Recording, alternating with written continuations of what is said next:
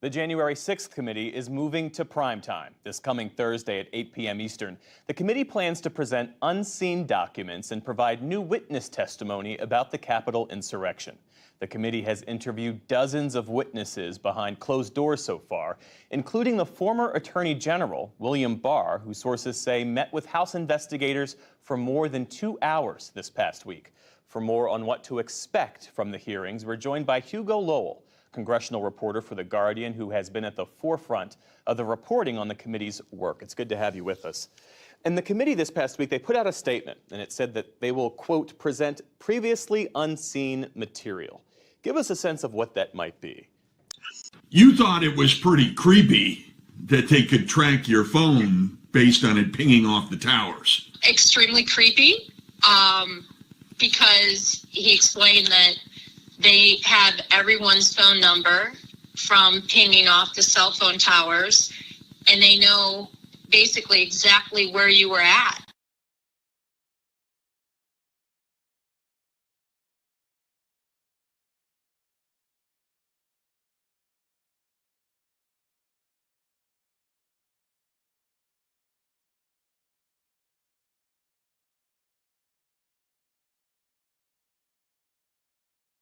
Democratic Congressman Jamie Raskin, who is a committee member, he said a couple of months ago now that this will blow the roof off of the House, that's the phrase that he used. Is that the sense that you get? It certainly sounds that way. I mean, we've only seen a snippet of what the evidence is, and we've seen it in court filings. And every time they have a court filing, and whether it's transcripts on people like Cassidy Hutchinson, who was an aide to Mark Meadows and worked in the office, or whether it's exhibits or emails that they have pulled from people like John Eastman, who wrote the infamous memo about having Pence throw the election. Every single time we've had a new court filing and we've seen that evidence, it is a huge deal. And so if that's just what they're making public, the slivers that they're making public there, the expectation is when they release all of it in one go in these hearings, it will be a really big deal.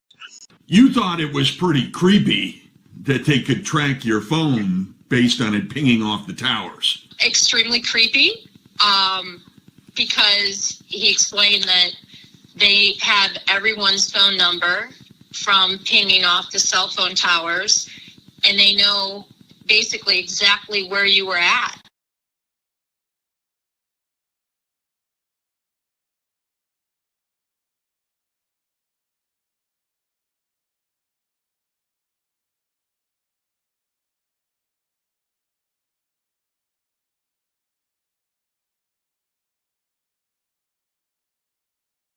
Some members of this committee have hyped these public hearings as being a Watergate-style moment.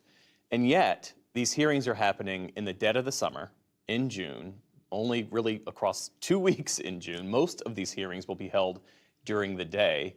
Will they be able to break through, do you think? The idea, from what I understand, is that the two primetime hearings that bookend the entire 2 weeks are going to be the big revelations that we haven't seen before, evidence of criminality, potential evidence of conspiracy. So that's the aim here. As to whether they break through, the committee's starting to think that their job here is starting to be done. It's already wrapping up. The real meat on this is with the DOJ. They're going to send all of their evidence to the Justice Department, and at the end of the day, what really cuts through to people is when people start getting indicted. There were a ton of FBI informants on the people who attacked the Capitol. There were a ton of FBI informants on the people who attacked the Capitol. There were a ton of FBI informants on the people who attacked the Capitol. A ton of FBI informants on the people who attacked the Capitol. There were a ton of FBI informants on the people who attacked the Capitol. Tomorrow, we need to go into the Capitol. Into the Capitol. What? No! Peacefully. Fed.